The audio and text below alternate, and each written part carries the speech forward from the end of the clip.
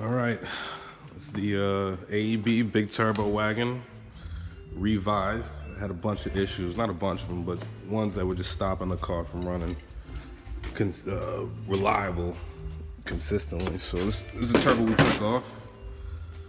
All right, this is turbonetics Stone Age 57, 58. The issue with this turbo, it's not about, shaft play or anything like that. Turbo's still good. Feels just fine. The issue with this turbo is that it is a T4 on the hot side, and the manifold, this SPA manifold, is a T3, so it forced me to use this adapter plate. It goes from T3 to T4. So as the heat, kept going up and down, this thing was like separating itself. It was walking itself out. So like every so often the bolts were just separating themselves. This happened like on the highway too. So I'm losing boost pressure, don't know why. And I gotta pull over on the side of the I-95 or something like that and like re-torque these while it's hot so I can keep going. It's so crazy. So I just got sick of that. And I've had this turbo on the back burner. I was really keeping this around for the TT, but I guess we'll just do something else for that. This is Persicion 6169E. It's a little bit big on the hot side. That was 0.58. This is 0.63, which is on average what normally people use for 1.8s. But I'm just, the other issue was this eBay wastegate. USA, this garbage was separating itself. I got another video of that where it separated itself and I was losing boost pressure. Then the fuel pump died, so we put a wall burrow in the basket. I don't think I really have a good video in the light of what's in this car. And I'll show you right now. All right, that's not gonna work. It's nothing. No door cards, no window regulator. This is how I got the car. Right, new wall burrow went in the basket. Right, that's the tank for the water meth. Right, no headliner. This is exactly how I got the car. So instead of putting the interior back together, I was just like, let's continue. Whoever wanted to make this some sort of drag wagon, pause. Let's just continue, doing that and making a wagon as light as it could be. So I deleted a few things to help out, and then I added all this stuff. Right, fuel rail, all the AN lines, upgraded coil plugs. Also painted everything. It's also in a later video. There's that head right there, AEB. We went from a stock KO3 to that thing, and now we're over here with the Persicion, which has a billet wheel. It's not ball bearing, but it's billet wheel. Website says it's good for 650 horsepower, 655. We're not making anywhere close to that. It's the water meth controller from Snow Performance. All right. There's a little oil cooler behind the bumper. Which doesn't really make that much sense, but doesn't really do anything anyway. The cooler's around here, and we have a few more goodies to make this nicer. All right, oil catch cans there. That's your standard like knockoff eBay catch can. Does the job.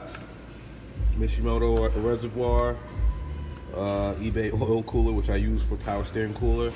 I just got this USRT adapter for the water meth instead of putting it after the intercooler. I'm not even gonna show you that bad stuff. But we're gonna be adding that. We're gonna be adding a oil pressure sensor down there with the housing.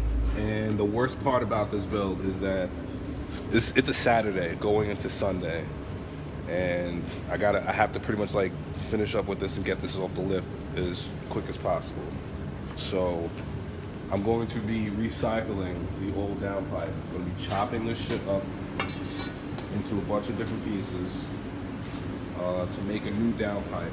And our replacement wastegate is a Turbo Smart Ultra Gate 38. I don't think I'm gonna keep this bullshit. Thought about it, maybe not. That little V-band flange, probably not. And I'm gonna have to like chop, cut, and weld all this shit together. Also clock the turbo to make it all work, make it all fit. That's garbage. I'm never going back there. But those are the reasons that were giving me issues. I have a second fuel pump. I don't think I'm gonna get to that. 3-inch exhaust piping, so we can get rid of the 2.5 bottleneck that's underneath there, and the rods, SPA rods. I don't think I'm gonna get to those either. I don't think so. It's a lot to do in a day and a half. Probably not. You know, I probably could do it, but I think the first thing that I probably want to do is finish mounting this. It's just, you know, on there with the bolts, the studs, and it's my exhaust bolts right here. And then we'll chop up this thing, go back and forth to Home Depot Motorsports if I need some more welding wire. It's gonna look pretty fucking ugly, probably. I don't know. I'm gonna do my best. I'm not the best welder. I'm not the best welder, as you can see. Once this and the wastegate are all welded together, and you know, and I do what I got to do with the exhaust and make sure it's just running, just, you know, just staying on, and with no vacuum leaks or no boost leaks. And you can hear the other wastegate just whistling like and it wasn't until I got in the air that I was able to see what was happening. But once I just get it back running, then I will entertain the idea of throwing in the second fuel pump, which is a 340. I don't even know if this even needs that much. I think a 255 should do just fine, or 225, or whatever those Walboros are. I think that should be just fine. But yeah, after it's just running, then, you know, we'll look at taking the head off, putting the rods in, and cranking up the boost. That's really where I want to go with this. Besides, this isn't going to make any real power unless you crank up the boost anyway. So, this is pretty much day one. I kind of skipped some stuff by, you know, I took this off already. I took the downpipe off already.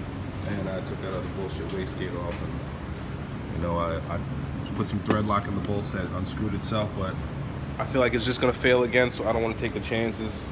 I'm trying to blow flames, I'm trying to shoot flames right now. So, and know that nothing's gonna unscrew itself, unbolt itself, or this is it's the issues you come across when you're trying to make power on a budget.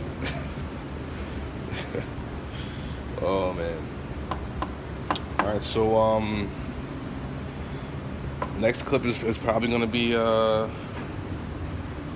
you know, the result of some janky ass fucking welding. Stay tuned, we with it.